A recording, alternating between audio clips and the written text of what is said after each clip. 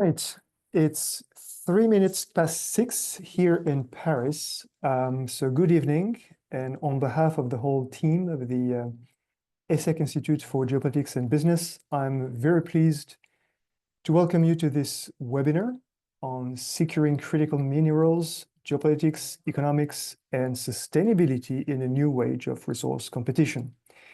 My name is Aurélien COLSON, and as a co-academic director of the Institute for Geopolitics and Business at ESSEC, I would like, by way of introduction, to say a few words about this new initiative created in 2024. Our purpose is to help company and organization leaders navigate a world of geopolitical disruptions, economic fragmentations, and strategic uncertainty. We examine how global power shifts transform business models, how firms and organizations are also becoming geopolitical actors, and how corporate strategies and the very functions of companies, from finance to marketing to supply chain, must adapt to the end of business as usual.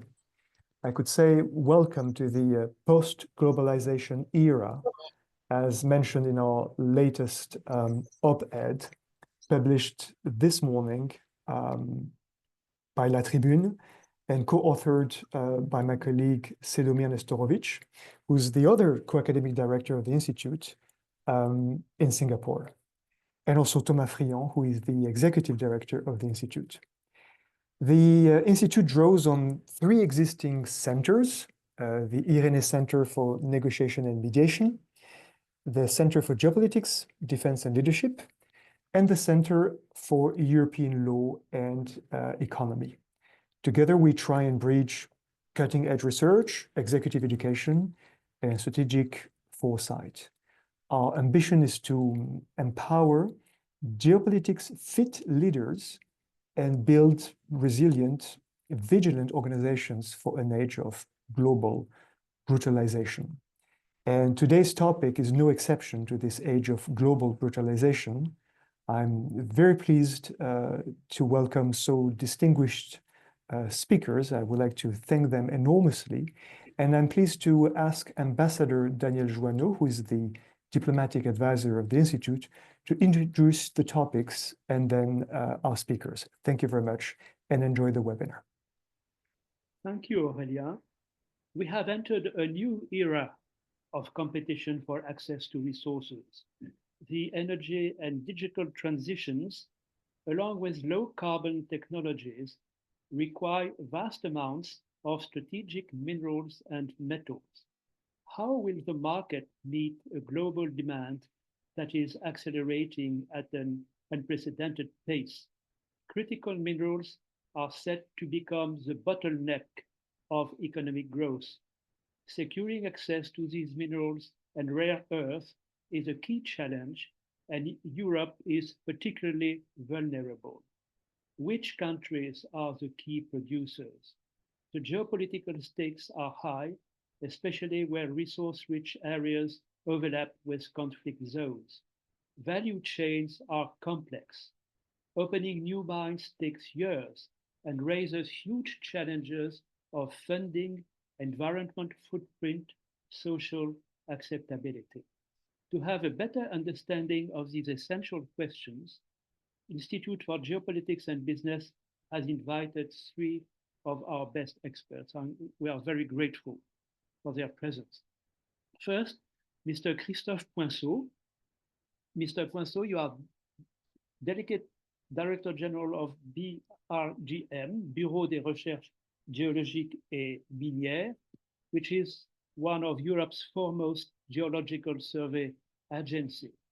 You are a former student from École Nationale Supérieure of Paris, where you graduated in Earth Sciences and Material Science. You received your PhD in Material Science from Paris University. You contribute defining BRGM scientific strategy, water and global warming, critical raw materials and circular economy, subsurface energies, natural hazards, consolidation of the knowledge of French geology. Before joining BRGM, You had several management responsibilities at French Atomic Energy Commission before being our nuclear counselor at the French embassy in Beijing.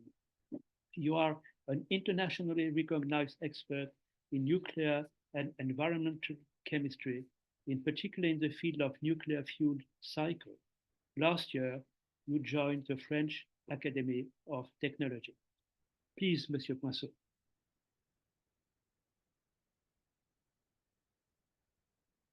Microphone? Your microphone?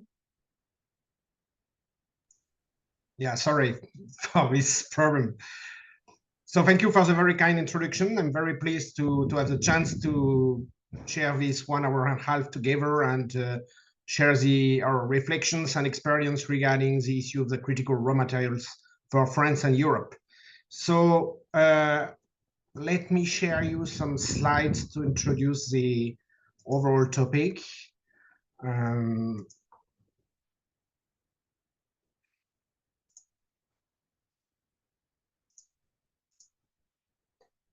Is it okay? Perfect. So I'm going in the next 15 minutes to try to give you not a very precise picture of each of the critical raw materials, but an overview of the situation where we stand right now in France and in Europe, trying to evidence that we have a new challenge, which is both for the energy transitions, but also for the European sovereignty. So first, let me remind that mineral resources and critical raw materials are back on the geopolitical scene for the last decade. So everything started in our experience back to the 2010 with the rare earth crisis, which is related to the problem in the Sungaku Island around between China and Japan, and which allow us to evidence and to realize that we are strongly dependent on the supply from China, in particular for the rare earth materials. So the situation was once again on the forefront of the scene during the COVID outbreak, with the stopover of the logistic pathways and the disturbance regarding the supply of critical materials, and much more important since 2022 with the war in Ukraine, which yields both to a supply crisis due to the breakover of some of the logistic pathways, in particular in the region around Ukraine and Russia, and also due to the energy crisis, which leads, for instance, some Chinese plants to stop due to the price or the lack of electricity. And since that date, so in the last 3 years, critical raw materials became a kind of geopolitical weapons, more and more used by China in particular. So you just have here some examples of the different regulations which have been implemented by China in order to reduce the exportation of critical raw materials. So it's not only for rare earths, which are very well known, but also for gallium, germanium, scandium, graphite, and so on. And the list is not over, it's still moving forward. And last but not least, we all have in mind recent experience or recent will of the American president to try to securize some supply for its critical raw materials coming from Greenland, coming from DRC, and so on. So critical raw materials is really a very important issue right now in terms of geopolitics. What is the reason for that? It's directly related to the fact that right now we have to ensure several transitions, the first of which is the energy transition in order to move forward a low carbon world. We have also to ensure a digital transition, which is mandatory for the energy transition. So the two are closely interrelated. And last but not least, we still have some to ensure the development of part of the world in terms of economy. And for all these reasons, for all these motivations, we need to increase very significantly the amount of critical raw materials which are needed, not only in terms of quantity, as you can see on the curve on the right, but in terms of diversity. We are right now needed something around 50 metals, where the world 200 years ago was only needed less than 10. So there is a very strong increase. And everything, all these materials are needed in order to be able to produce high-tech technologies and the low-carbon technologies. So let me just give an illustrations on the low-carbon technologies, because they are part of the very significant part of the game. So you have here some data coming from the International Energy Agency from a report of 2021, where you see the content in critical raw materials for the different mean of power generation in the lower part of the figure. And you can see that, for instance, for offshore wind, you need to use 6 times more metals or critical raw materials than for coal power plants, which is the average or the most used way of producing electricity right now at the world level. So it means that if every country, if every economy want to move forward renewables, for instance, it will very significantly increase the need for this new type of materials and for these critical raw materials. And this point, which is important for the production of electricity, is exactly the same for the usage of electricity. And let's take as an example on the upper part of the figure, the transportation. You see here, you have comparison between the electric car and the conventional car. And you see that once again, you need 6 times more critical raw materials for the electric car by comparison to a conventional thermic car. So it's very significant. And if you look in more details regarding the color, you see that it's not only a question of quantity, it's also a question of type of metals. Okay, you still need some copper, you still need some manganese, for instance, for the transportation, but you have new metals like lithium, like nickel, like cobalt, and all these new metals we are discussing in the newspaper are really useful for this kind of technology. So when you combine everything together, and you have here once again some data coming from the IAEA report, you see that if we take as an example the copper, lithium, nickel, and the rare earths, the amount of materials which is needed by 2040, which is not very far from now, in 25 years, is very significantly increased by comparison to what we are currently using. For instance, for rare earth, you see that we have we need an increase of production of, let's say, twice more per year, which is very significant. And in addition, the share of what is used for the low carbon technology will increase from 18 to 41%. For nickel, we are also in the same range of magnitude. But for lithium, for instance, it's very much higher. The amount of lithium that will be needed at that time is roughly 9 times higher than what we are extracting right now from the subsurface. And most of the lithium will be used for the battery, for the low carbon technology. So it's a very significant transformation, a very significant revolution.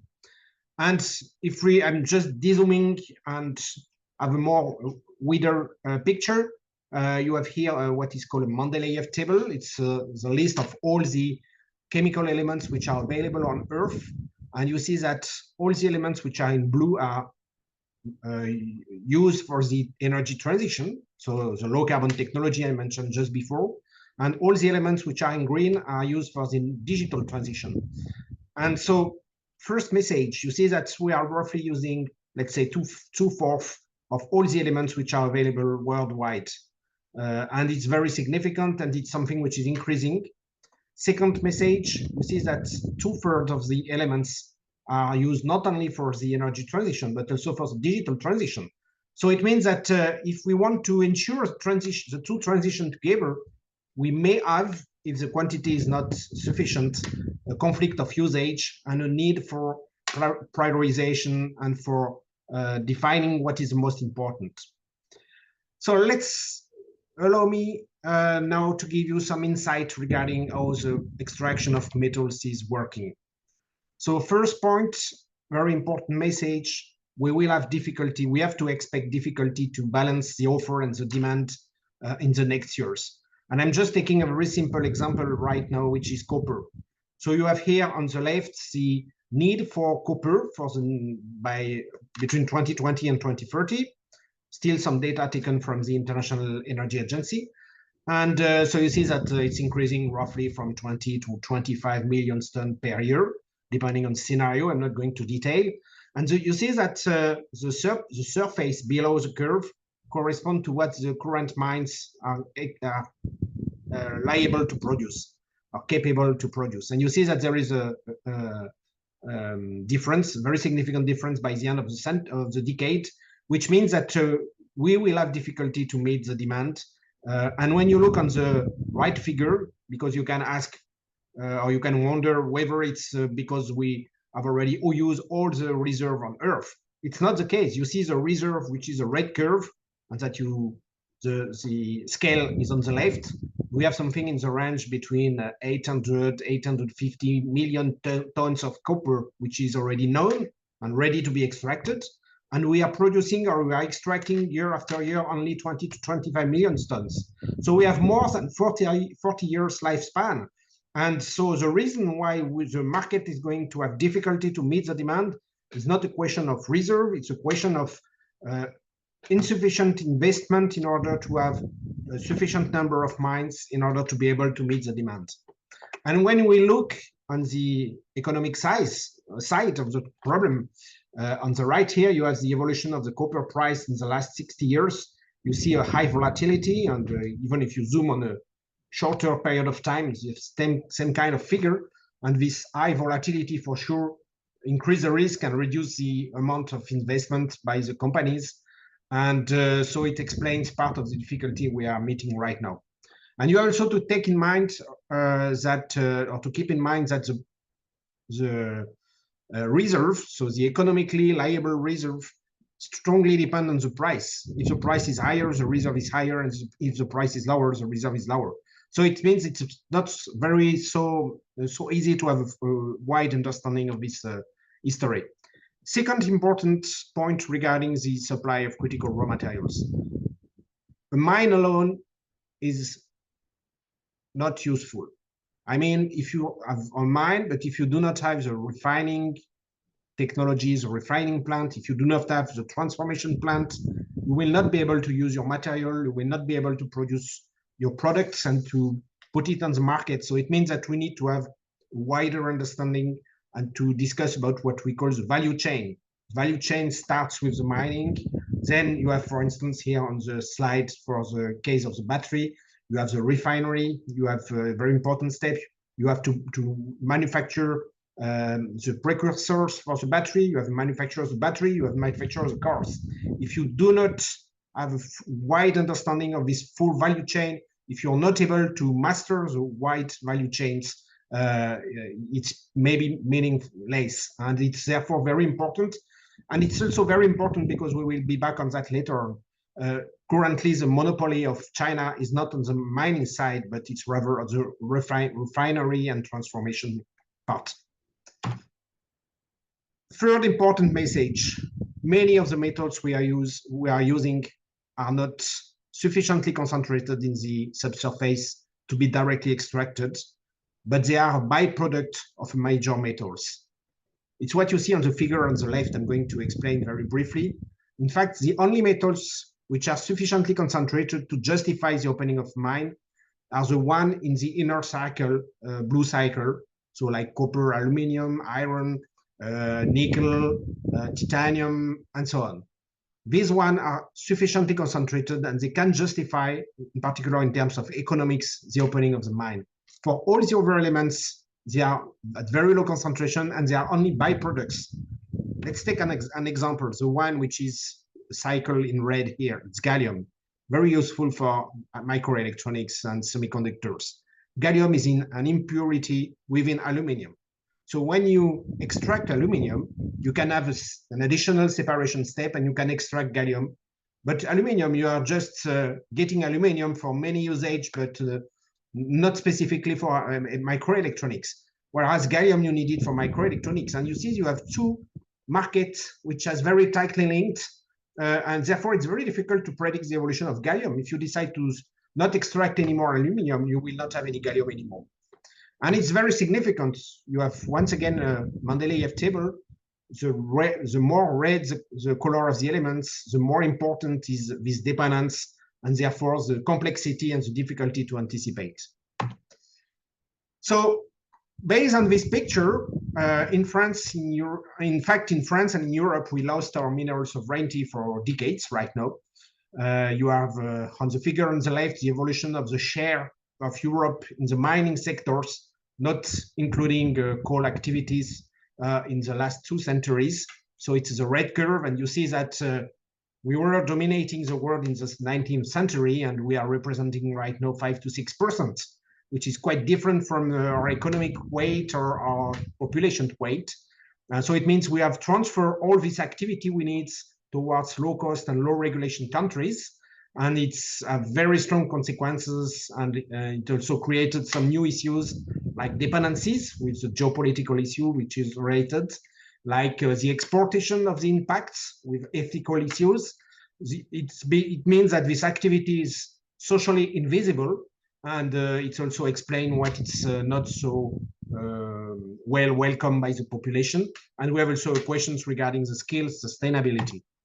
And at the same time, in the world around us, there is a very significant activity and development regarding this mining. So it's not because mining activity is a sector where where there is no activity. It's directly related to a choice which has been made by our society. And you have on this map here the number of mining projects which were under development in 2021. So you see a very large number representing more than 1,000 billion dollars. And you see that in Europe, and in particular in Western Europe and in France, there is very low number and even no project at that time in France. I have to correct that right now we have a new project in France regarding lithium.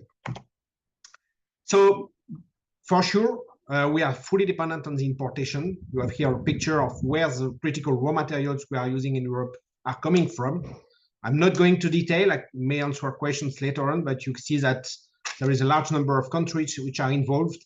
But I want to stress that one country is playing a very particular and specific role, which is China. So you have the list on the right of all the elements we are depending from China in terms of importations, with the share of China in our market.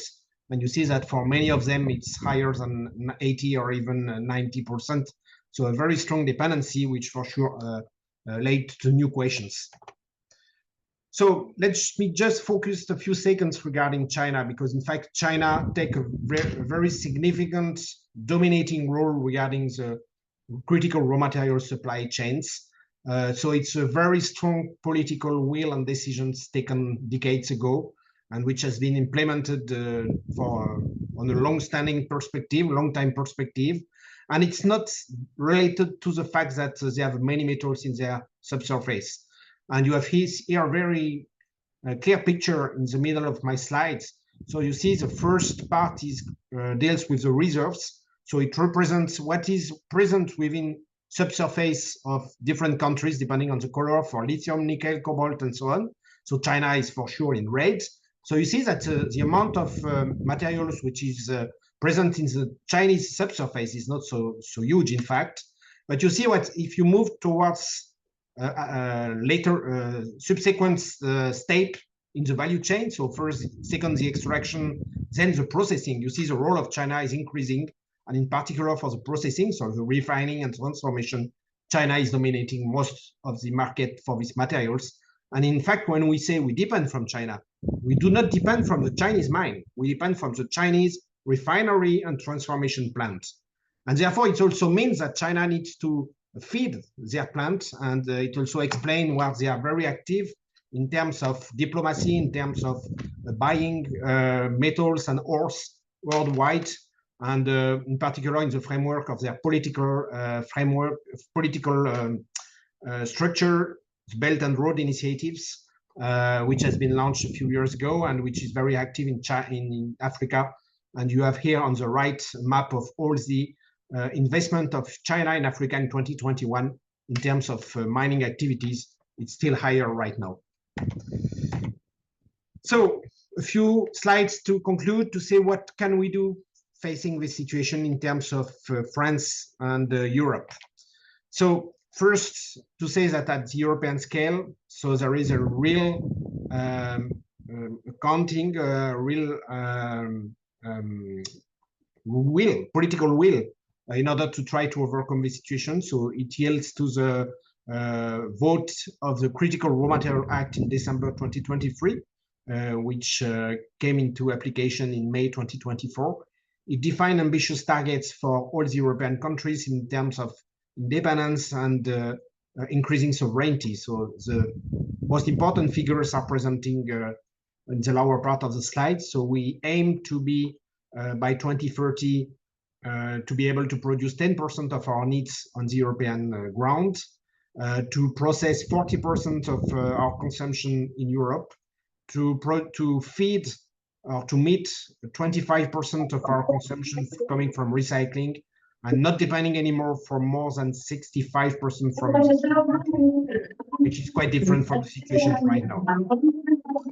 And so there is over commitment in this.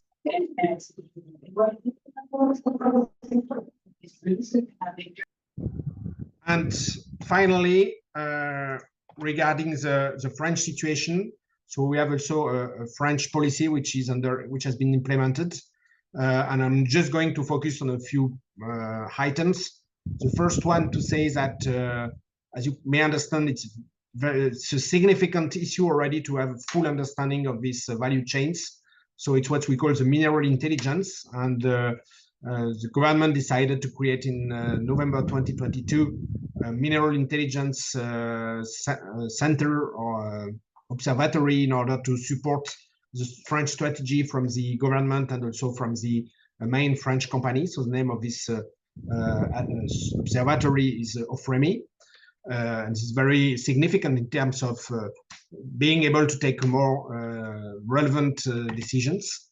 Second, to develop circular economy in order to valorize what is already available on our country, in terms of end-of-life products, in terms of former mine sites, mine tailings, and so on. Third, to valorize what we have in our subsurface, and in particular, the government decided to launch a new exploration program of the French subsurface in order to identify where we have some relevant and economically liable ore deposits. And last but not least, we will never be able to be fully independent. It's not the aim at all. And therefore, we need to build and develop partnership, and the aim of the mineral resource diplomacy, which is right now under implementation, with some key strategic partnerships, which has already been signed, as you can see on this map. And last but not least, there is also a creation of a dedicated investment fund and interministerial delegations in order to coordinate all these policies together, either in France or abroad. So it means that we need to open some new mines. But I want to be very clear, it's far from what were the mines in the past, from the Zola or Germinal Roman. And the aim is really to have some responsible mining. So you have to take into consideration that it will take quite a long time. In average, right now, it takes 17 years in order to open a mine. It's what you see on this figure. So this new responsible mine will have to really have a very low environmental impact. So it will not be a zero impact. It does not exist for sure, but low environmental impact is something which is achievable, but it has a cost that we will need to be able to overcome. And it also has to be accepted by the local populations, which require to associate the local population to the project from the early beginning, excuse me. And so all this new approach will need to be reliable, to be auditable, and therefore it's all the standardization of the responsible mining on which Europe and France is fully invested. So as a conclusion, I want to stress once again that low carbon technologies and numeric and energy transitions requires large amount of mineral resources, and we are shifting from a dependence to fossil energy to a dependence to mineral resource with a new geopolitics game. Despite a large amount of existing resources, the industry will have difficulties to meet in due time the increasing demand. It's a question of kinetics, because we are aiming to develop or implement the transition very fast, which is not achievable for for the development of the mining project.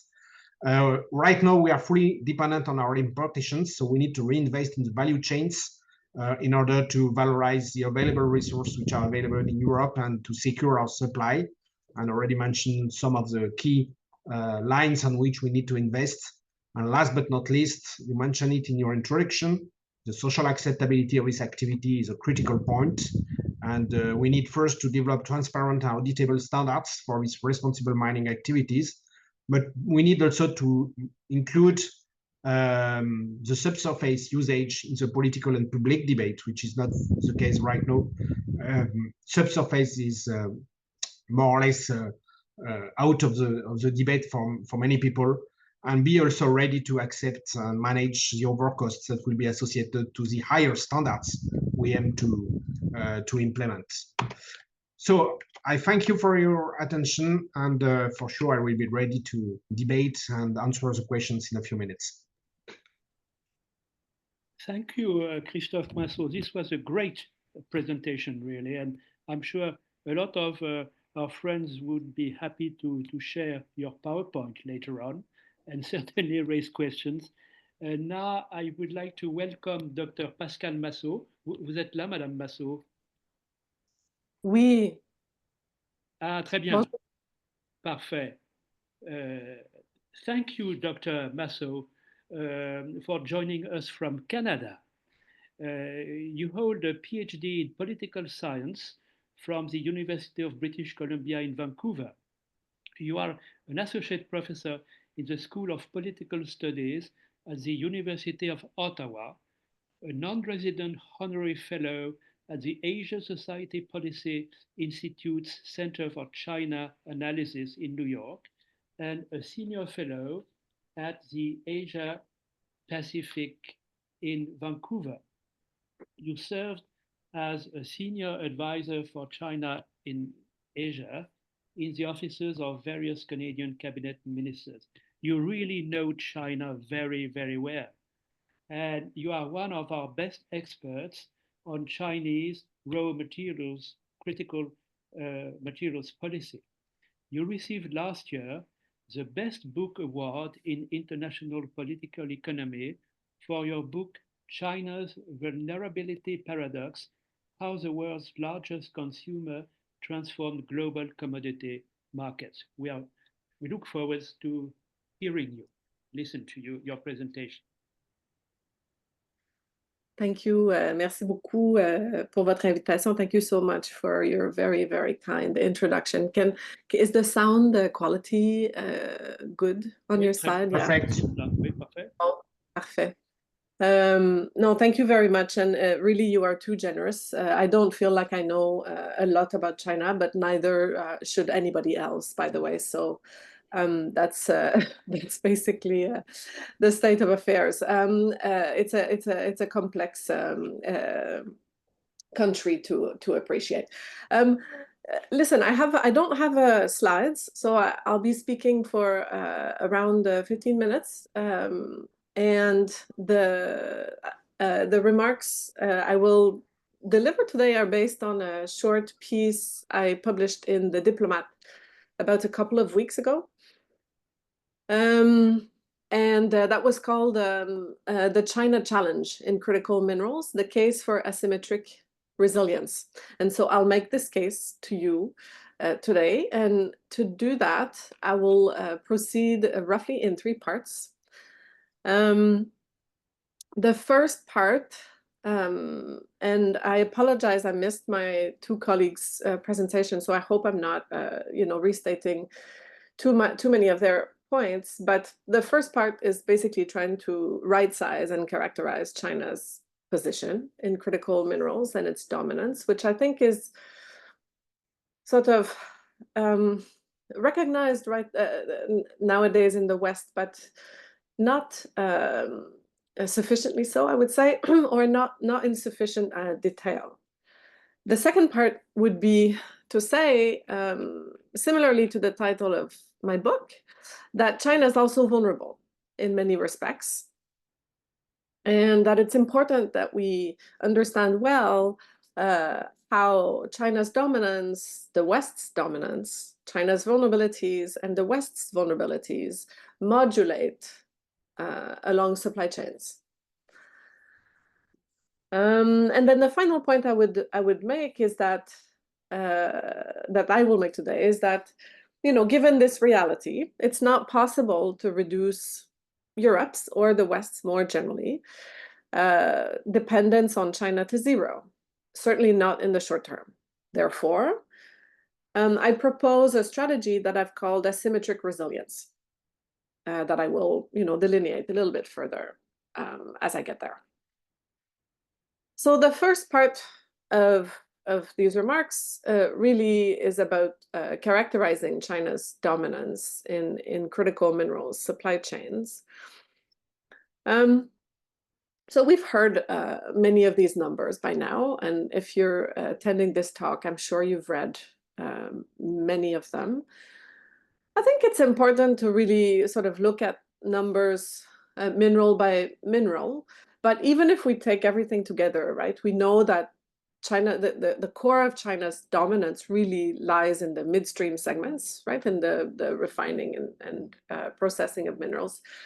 The country controls about 2/3 of all refining and processing of key critical minerals, and sometimes up to above 90% for rare earths elements. You know, I was looking at European numbers lately just to brush up on the European situation.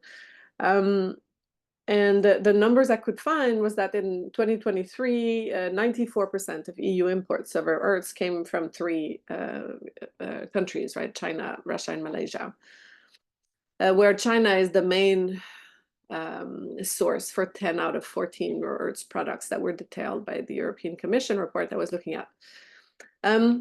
Several other critical minerals, Europe is very dependent on China for, you know, 99% of magnesium, 2/3 of germanium, about the same, higher for gallium. In some cases, the situation for Europe is a little less stark, but you know, you look at natural graphite, for example, the EU is only dependent on China for 14% of those imports, but it relies on China for 80% of artificial graphite imports, which are much higher value in terms of overall imports than the natural graphite. So we just have to be sort of granular and precise in looking at various minerals here. But I think that when we talk about dependence on China at the sort of import interface, as I like to talk about it, we miss the general picture. Right, when we think about rare earths, the total value of rare earths, raw and sort of oxides, are not above $5 to $10 billion overall in total, everything taken together, right? That's not the problem. The problem is not really the, you know, extraction of rare earths, but it's the economic ecosystem and this industrial ecosystem that China has built around it. So all the way, you know, to rare earths magnets and so on, you know. When we look at the imports of rare earths magnets, there, you know, the EU imports over 90% of its high performance rare earth magnets from China, as do the United States, as do Taiwan, and everybody else, basically. So, you know, I don't have too much time to dwell on this too much further, but really, given the reality that I'm describing, I don't think that it's feasible. I mean, I think in Europe and North America, the discourse is slightly different, but certainly it's not possible to reduce our dependence to zero, right? Decoupling is not possible. And we've seen this since the April 4th, you know, measures implemented by China and the subsequent US-China interactions, that this is really, you know, it's evidence, a new ballgame right now. But so to sort of proceed, no matter how well we do in increasing our resilience, we will have to maintain a level of understanding and interaction, economic interaction with China of a pretty deep level, right? So the whole decoupling discourse, which is much more present in the United States, is sort of a non-starter at the moment. it's really reminiscent of mutually assured destruction, or MAD, in security studies. As both sides now have the capacity to shut down factories on the other side, basically. Okay, so I discussed briefly the situation on the dependence side of things. Let me say two words dans un deuxième temps, in the second point I want to make in my talk on Chinese vulnerabilities. So it's important to understand, as I said at the opening of my remarks, that those positions of dominance and vulnerability modulate across long supply chains. In the book I published last year titled The Paradox, China's Vulnerability Paradox, right? I explore Chinese import dependence in critical minerals. Again, in the vast majority of critical minerals, China is dependent on imports for over 50% of its needs. So depending on how you count the critical minerals, there's proceedings of the National Academy of Sciences that estimated China is more than 50% import dependent for 19 out of 42 non-energy minerals. And these include everything from copper to cobalt, lithium, niobium, platinum group metals, and so on and so forth. In other cases, depending on whether you include this as a critical mineral, China's domestic production capacities are also reaching plateaus, like is the case for fertilizer, potash, for example. And this reality is reflected in the content of the export control measures that China has been implementing over the past years. When you look at export control measures that China is implementing, whether from the 2023 onwards, these measures are targeting really niche materials and minerals, right? Such as gallium and germanium, or tungsten or bismuth, or rare earths elements more lately. Minerals or metals where China has control over domestic production, that have low substitution potential and have not focused on more widely used base metals like copper or nickel or iron ore, right? Where China is heavily import dependent. And the licensing regime that China, sort of unrolled a little too quickly, in my view, for its own good on April 4th this year, was even more laser focused than on rare earths and rare earths technologies, and rare earths magnets technologies and so forth. But if we look at the full supply chain, given China's level of integration into global markets, but even further, its increasing reliance on exports to sustain domestic economic growth, China is vulnerable at the other end of the supply chain, right? At the EV export level, at the battery export end, right? Very downstream. In addition, I think the Chinese government ought to know that export controls can have unpredictable second-order effects, either on prices or on, incentives, global incentives for investment, and even all the way to trust levels into China's sort of reliability as an exporter. And general perceptions of China. China on the one hand has been trying to position itself as a, responsible player on the global stage, especially on the trade and economic side of things. Well, it has now entered a terrain that has seen the securitization of some of its exports and has impacted partners that China was perhaps not intending to impact via its April 4th, measures, export control measures. So, you know, we will see how the situation continues to evolve, but all this to say that rare earths are a relatively unique case for China in the broader landscape of critical minerals. It has provided the country immense leverage. And we are now in a new era where elements on the Chinese side have taken over the reins on rare earths and securitize its interface with the global economy. So, you know, all this being said, going now to the third component of my remarks, I have been thinking about the reality of China's dominance and how the discourse in the West has been really crystallizing around the concept of de-risking. And I think this is the same in Europe and in North America to some extent. And this concept, you know, based on import diversification, friendshoring or onshoring, and reindustrialization, I don't think fully reckons with the fact that China's dominance will continue to be a reality in the near term and midterm.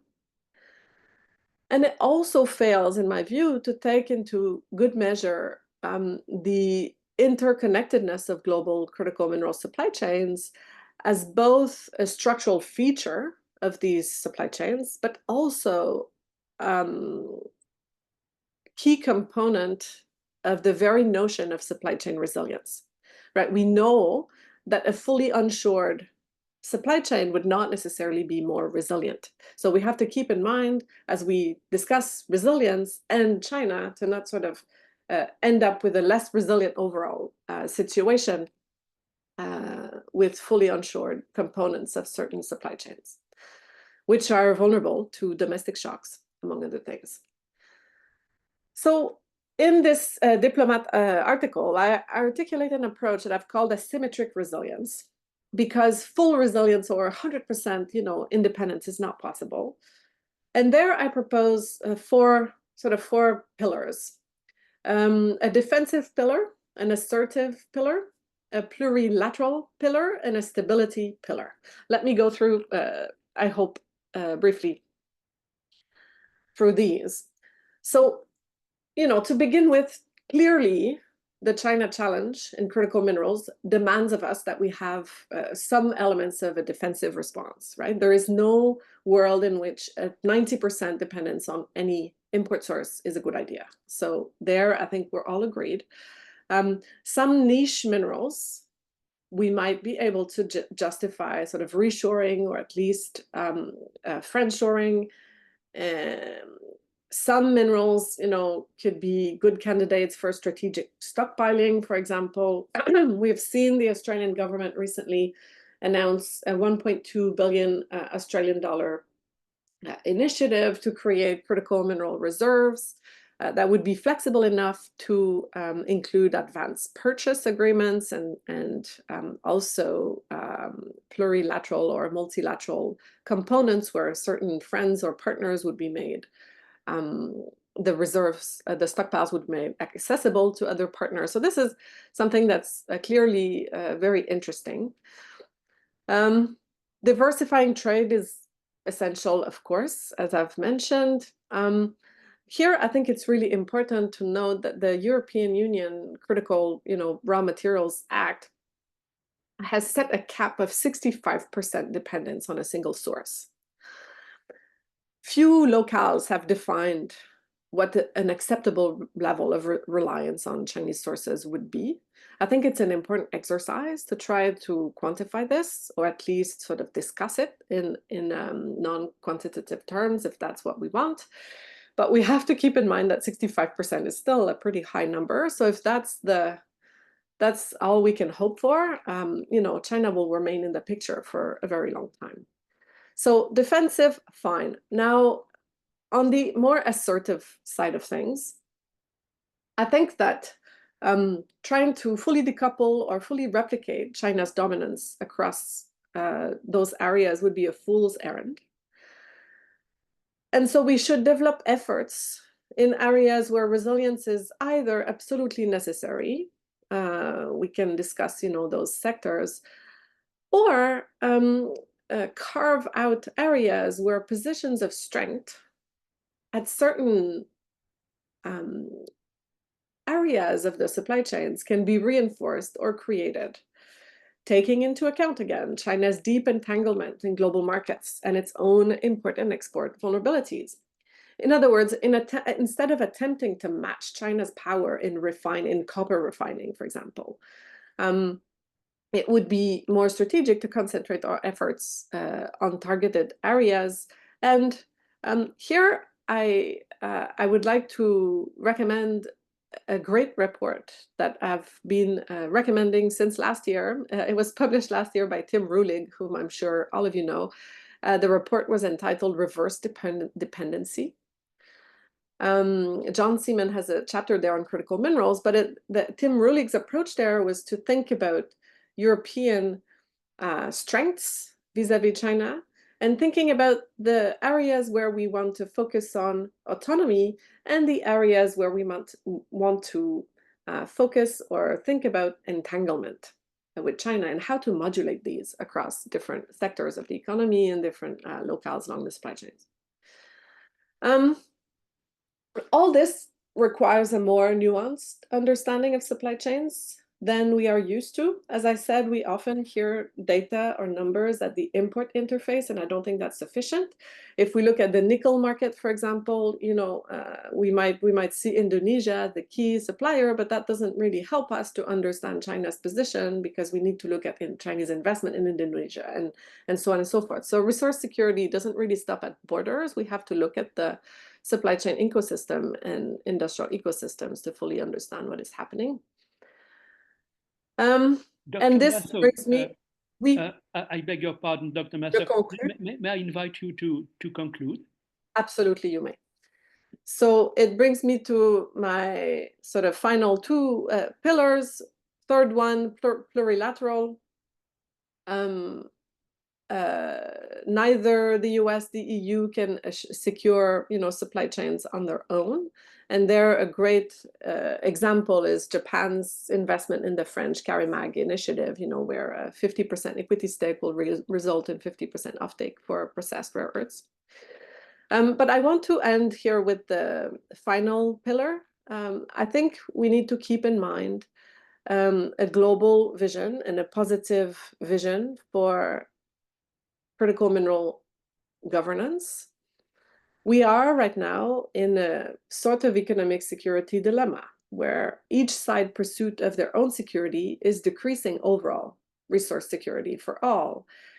And I think there we need to think about resource resilience, but also thinking about measures that would enhance security and trust without fueling escalation and securitization with no end, right? And so here we might be able to think even now about credible reassurances, commitments for transparency, stability, and maintaining open access for the majority of metals and minerals, to prevent the over-securitization of this very important area.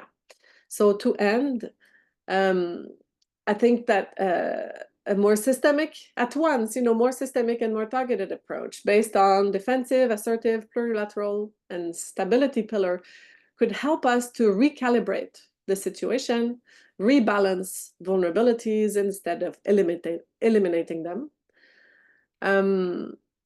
with a view towards shared global resilience. Voilà, merci beaucoup. Thank you very, very much, Dr. Massot, for this very rich and very interesting presentation. Thank you. May I invite now Thierry VIRCOULON to share his analysis with us. Thierry? Yes, thank you very much. Thanks to the Business and Geopolitical Institute for the invitation. I understand we have to end at 7:30 in half an hour. Am I right, or can we continue a bit longer? 20 minutes, yes. 20 minutes, okay. Well, I'm gonna be in the interest of time, and because I saw there's plenty of questions, I'm gonna be very brief. And I'm going to talk to you about the I must apologize because I forgot to introduce you, Thierry VIRCOULON. You are a graduate from École nationale d'administration, from Institute for Political Studies in Paris, and from Sorbonne University. As a senior fellow at French Institute for International Relations, IFRI, your main area of research is Africa, and you are author of many books on the continent. You are one of our best experts on Central and Southern Africa, and an advisor to the French Foreign Ministry and the European Commission. Most of your work is focusing on governance. You are also part of the OECD group of experts on state building and peace building. I apologize. No, thank you very much. Well, you did mention that I've been mainly working on Africa, and that's basically where it's gonna be my point, actually, my perspective. It's gonna be the African perspective, and I'm gonna talk to you very quickly about the geopolitical landscape of mining in Africa. Which is getting more and more tense and complicated. And I'm just going to outline five points because, of course, we could talk about that for hours. So I'm going to outline only 5 issues. The first one is, I think everybody has understood that by listening to Mr. Poinssot and Professor Massot, that the international competition for critical minerals is rising, and it's rising also in Africa. Before, there were only basically Western and Chinese companies that were operating mines on the continent. Now there are newcomers, which are the Gulf states. As you probably know, the Gulf states now want to heavily invest in critical minerals for the energy transition, of course. And for their own transition from the oil economy to the minerals economy. And so they are prospecting the markets internationally and are looking for investment opportunities. So they have started investing in Africa. I'm thinking especially about the Emirates, who have invested in various mines in Zambia, in Guinea, in DRC also recently.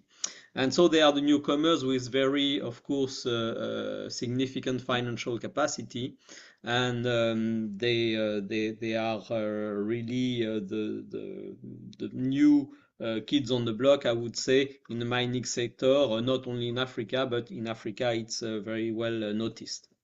What's very interesting when we think about those 3 mining actors, the Western companies, the Chinese company, and the Gulf companies, is that they all have very different business models, basically. I'm not going to go into a discussion about that because it will take us too much time, but basically, if you look at the Chinese business model and the Western company's business model, in the Western mining company, they sign a contract with the government. They extract minerals, they pay royalties, they pay taxes to the government, and that's it. The Chinese mining companies are operating on a very different model because they don't pay royalties. They sign a contract, but they don't pay royalties, they don't pay taxes.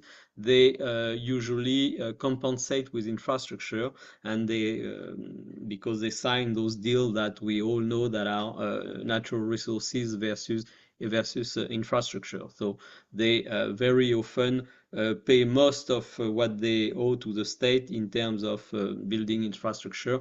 And of course, there is a whole that creates a whole Chinese company ecosystem in the country, because the mining company will bring construction companies also and other type of companies, and basically that creates a Chinese companies ecosystem. The other main difference with the Western companies is that they also get involved into artisanal mining, which is not the case of most of the Western companies. But I'm not going to continue to elaborate on the different business models. That's not the place to do that.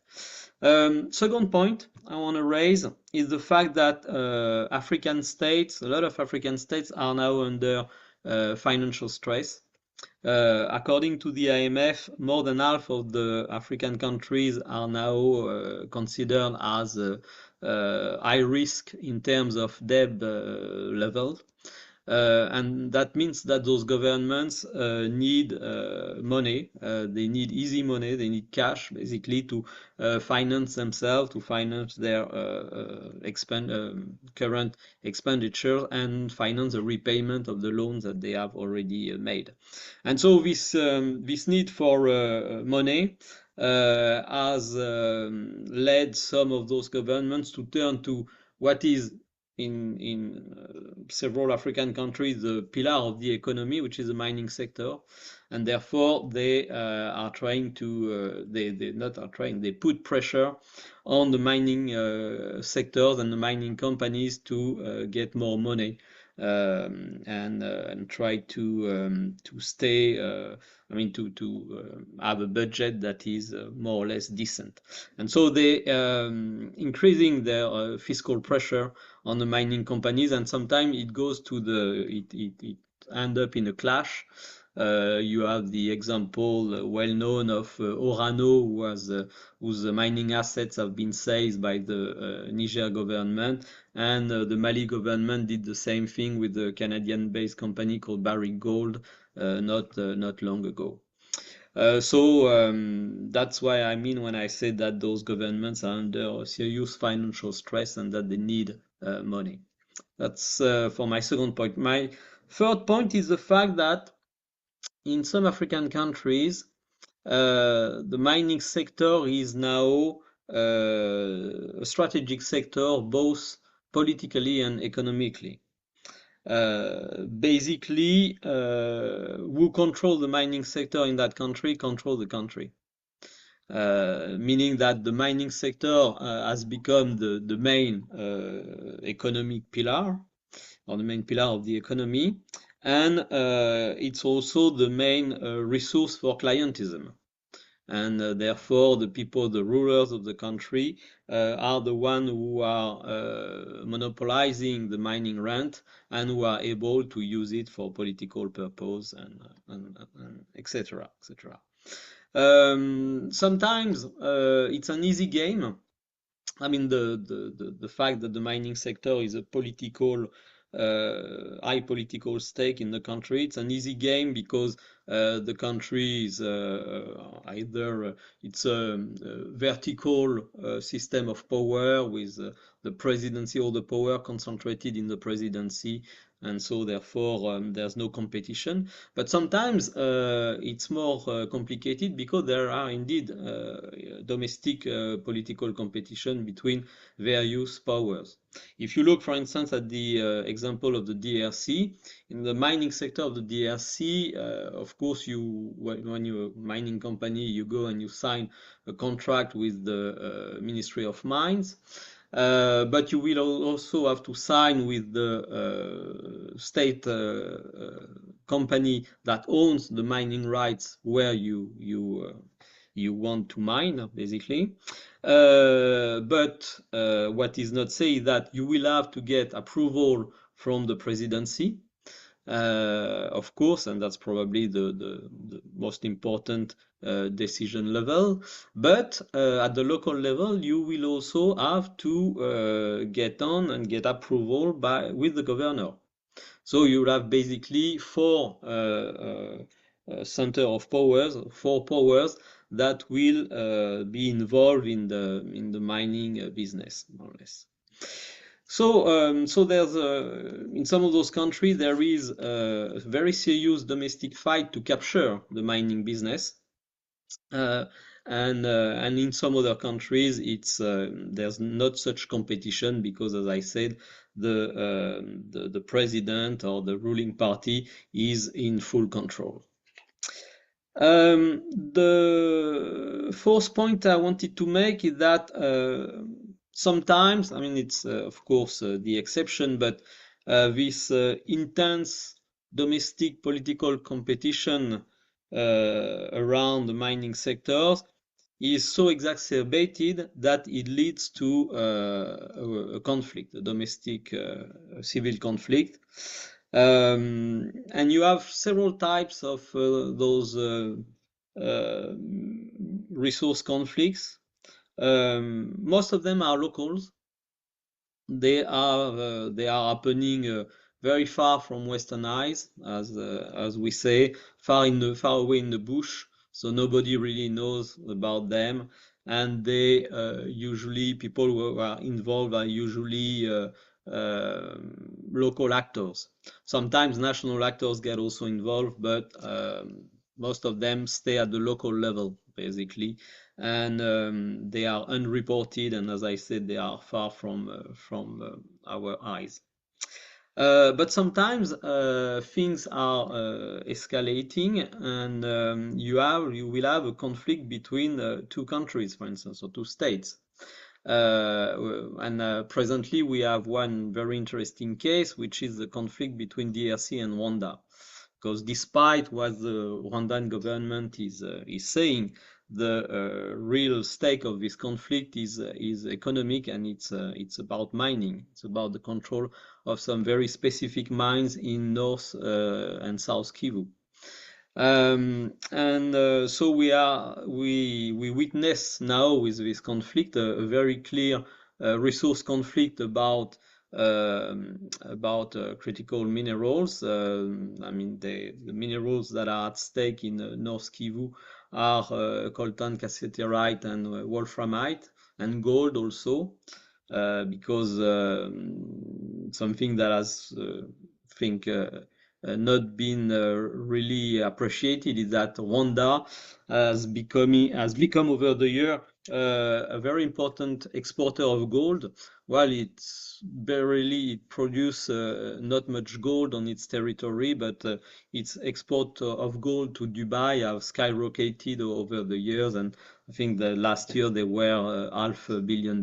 So it's pretty clear that this is the plundering of the mineral resource of the neighboring states, and we have a very clear case of two countries fighting over their mineral resources.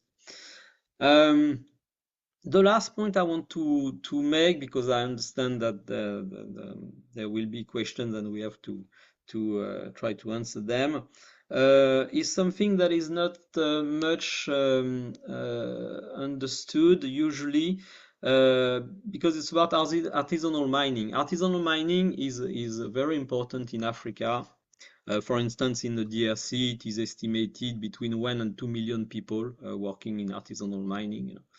Very often artisanal mining is described as a traditional livelihood that people were doing, and that is threatened by the mining companies. Companies who come to do industrial mining. This is true to some extent. For instance, when you think about the Galamsey system in Ghana, which is artisanal gold mining that is done in Ghana for centuries now. But in a lot of other African countries, in fact, artisanal mining did not pre-exist before industrial mining. Actually, in a way, industrial mining and artisanal mining developed together in the same time, and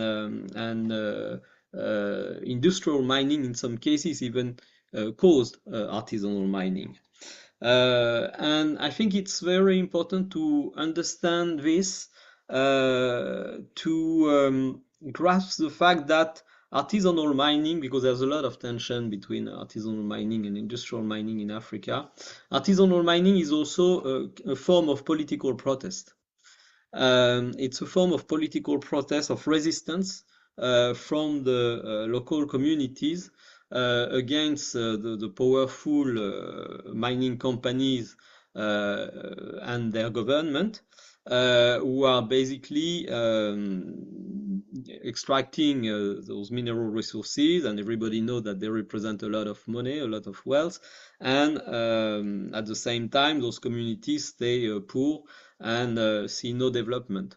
So people in Africa have understood that indeed in the ground that the mining companies and their government extracting minerals were making billions of dollars, and they didn't get much of that. And so that's why artisanal mining is very, I would say, aggressive in some countries, is expanding also.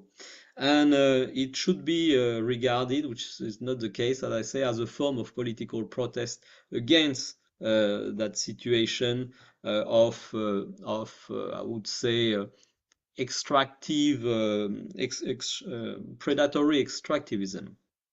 It's a form of political protest against predatory extractivism, which it sometimes takes extreme form, like I've seen in a DRC sometimes.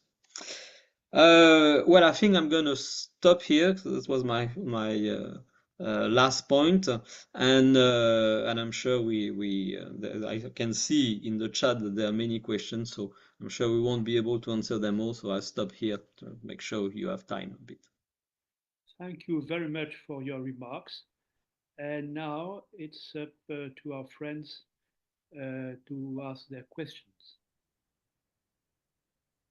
Indeed, and I'm pleased to pass on the floor to Thomas Friand, who is the Executive Director of the Institute. Thank you for already sharing so many stimulating questions.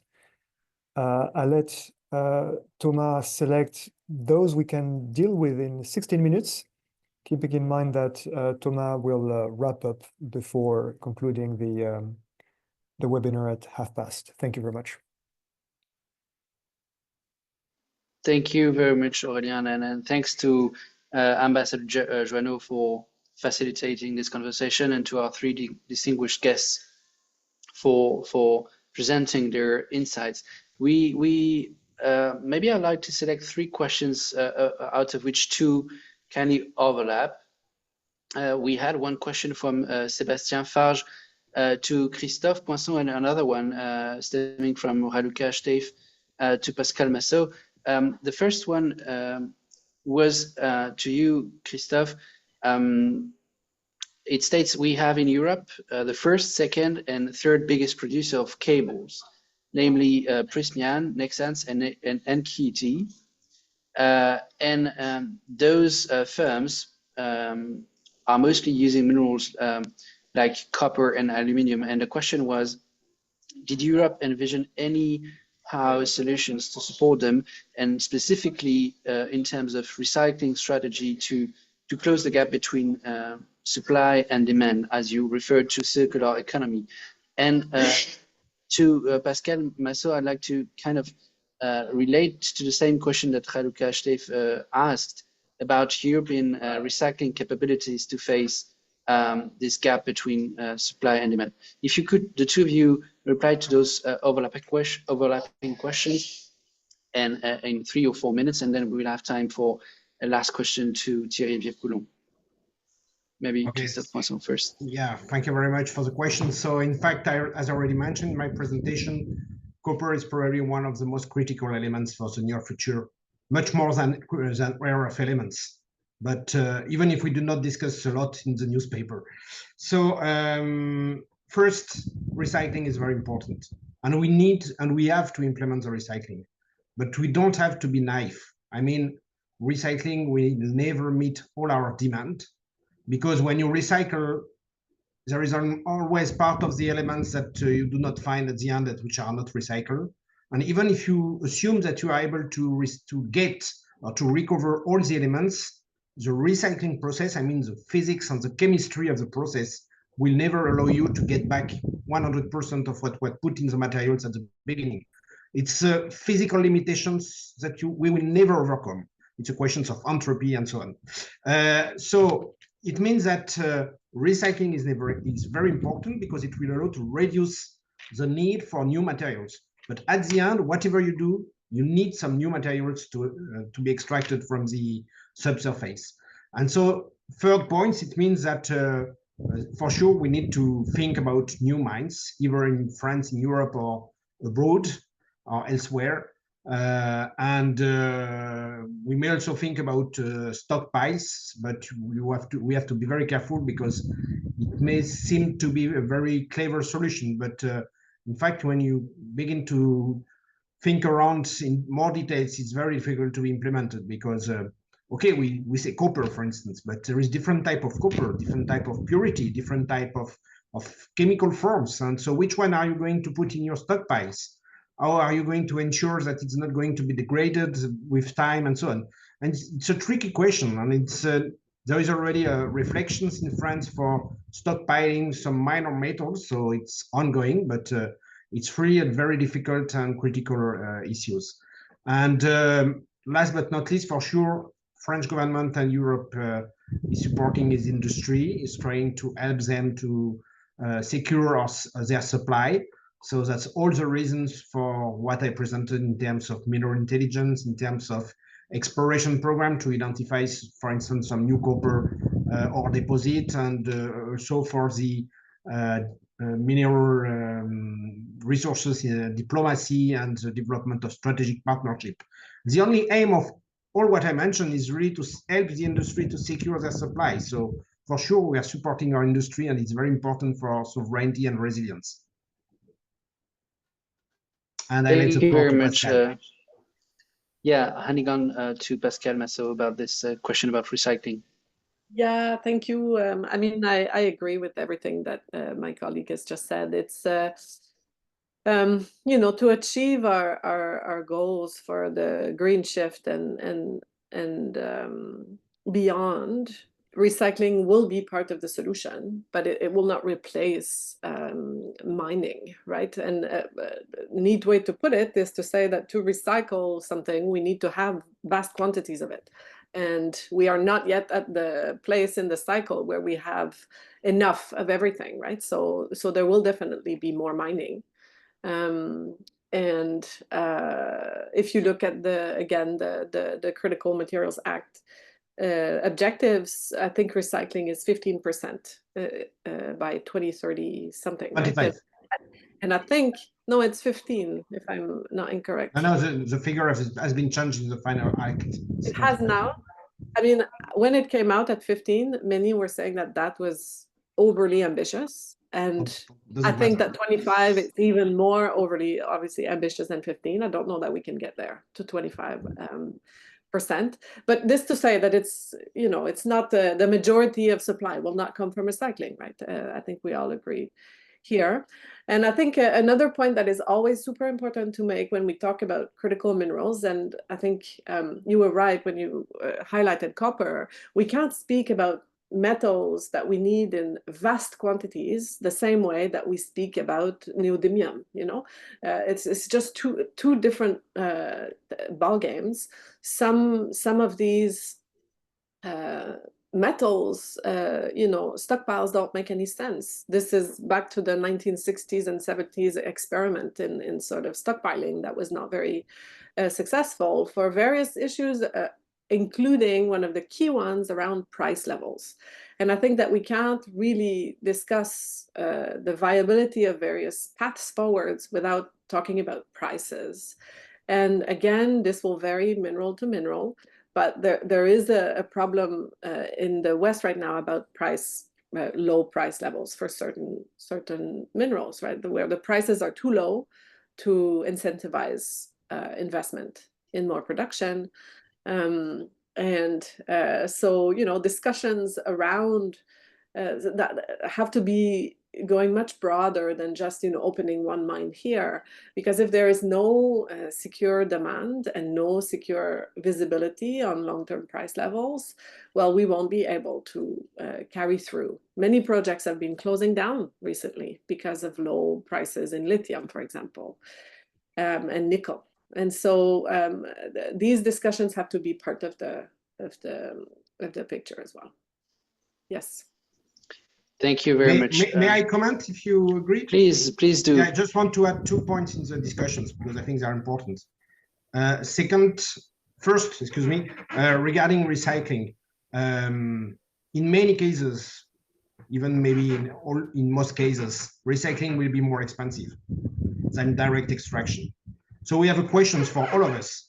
Are we ready to pay higher or more a price higher and to ensure that the materials we are using in the product we buy are coming from recycling? It's a very critical question. Up to now, there was no agreement, and many experience of startups, of new companies and so on failed. So it's a very important issue. Second, this situation is linked or related to the fact that mineral coming from direct extraction from the subsurface are at lower price. But the price is not always representing the real cost, and in particular when it comes from China. And China is really playing a lot with dumping the price, and it's the way they use in order to lead or to yield to the closure of the mines in Europe 40 years ago. They're ready to do the same right now. Can I add something? I think Thank you you. have a And then we move to the question to Thierry VIRCOULON. Yeah, go ahead. add just one small a component. Sorry. Come on. Yes, it's very important to recognize the reasons, the structural reasons behind the migration of much of the processing and refining activities to China. We speak a lot about China's dominance, but as you've just highlighted, right, there are reasons, structural and otherwise, that explain the movement of some of those activities with negative externalities to China over the past decades, right? And those structural factors, including, you know, be they regulatory weights, be they environmental protection, be they social acceptability, have not disappeared. So we have a new focus, a new interest in friendshoring, onshoring, but those structural realities have not changed. So those barriers will remain going forward. So we need to be very honest about those, right? Just keep in mind that up to 1985, 2/3 of the world market in rare earths was coming from La Rochelle in France. And right now it's 100% in China 40 years later. Thanks for this very Thierry VIRCOULON, you were asked by Mr. Montet a very interesting question related to the clash in East DRC with Rwanda that you referred to. And the question was about the way those states and companies secure their interest, their economic interest in this region, and most generally across African countries where they operate.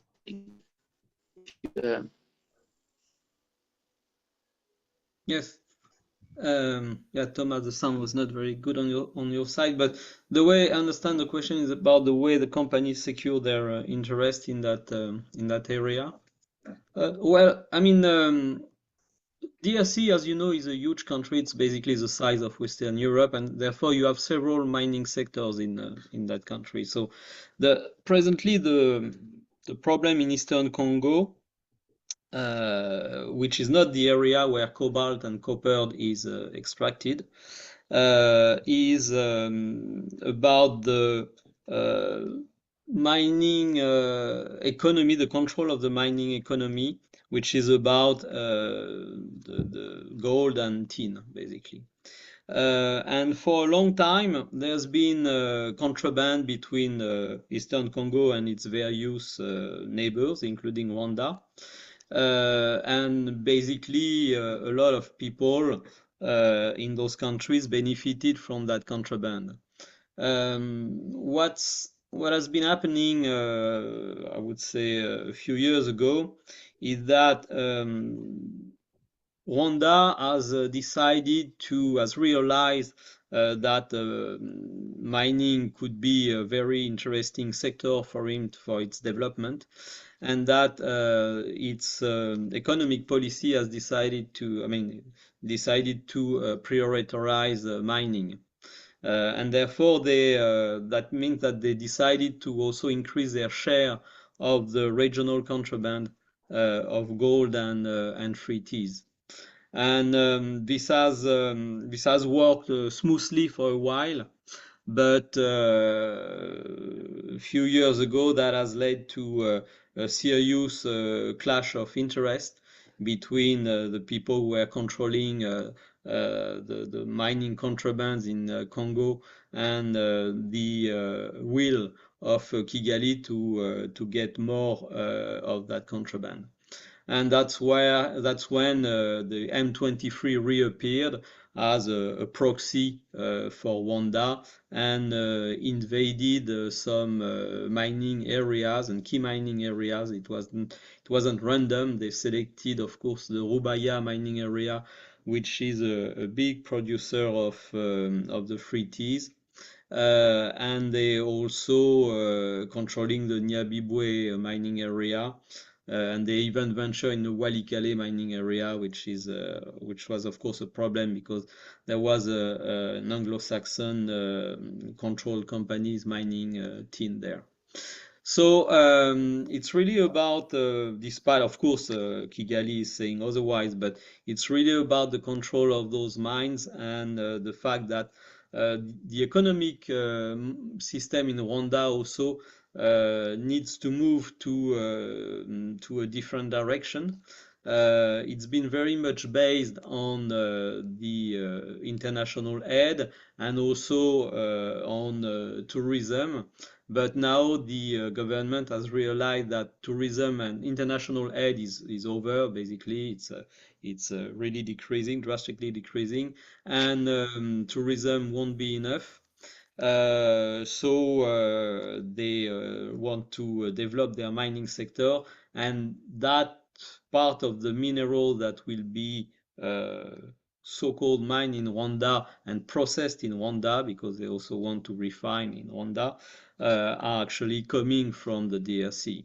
And so that's the stake of that mining war that is hidden, of course, under other justifications.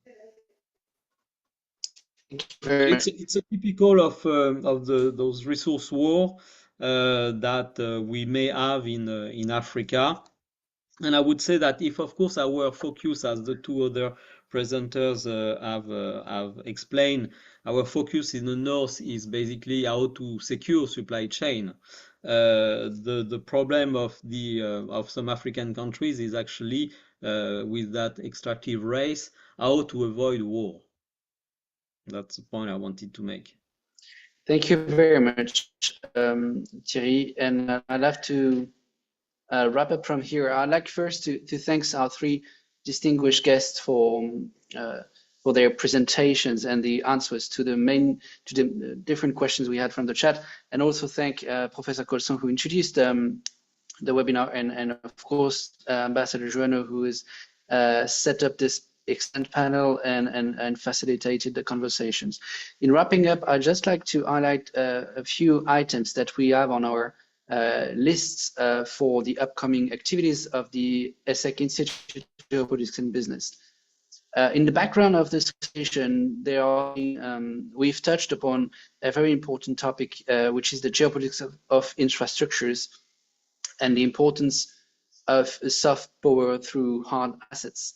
This will be the topic of a webinar at the end of this year, and we'll continue in December when we'll address this very important topic that was in the background of the conversation. Another topic in the background of this conversation was the geopolitics of reindustrialization and the key economic drivers of this very important political issue. We'll also address this in a later upcoming webinar. A third important item that was driving this conversation was the importance of circular economy in the sense that sufficiency and sovereignty do rhyme, and it's important despite the gaps, the remaining gaps that was clearly expressed and outlined by Christophe Poinssot and Pascale MASSOT. It is very important to keep connecting Another very interesting Pascale MASSOT was the very importance of strategic positioning in the supply chain to cover the whole critical sector and take the geopolitical leverage on related businesses. So those are very interesting topics we will keep covering in the upcoming activities of the Institute, and we invite you to keep following us in the coming months and throughout the summer to keep developing those reflections with us in the coming months. Handing over back to Aurélien and COLSON. Thank you very much, Thomas. Indeed, stay connected, all of us. We wish you a very pleasant summer. In the meantime, stay tuned because more is coming up within the perimeter of the Institute for Geopolitics and Business. Thank you so much again to all of the speakers, to Ambassador Joanneau, to Thomas, and to Melanie and Laura, who's been super effective as usual to get this organized. Thank you so much. Take care. Bye-bye. Bye. Merci beaucoup.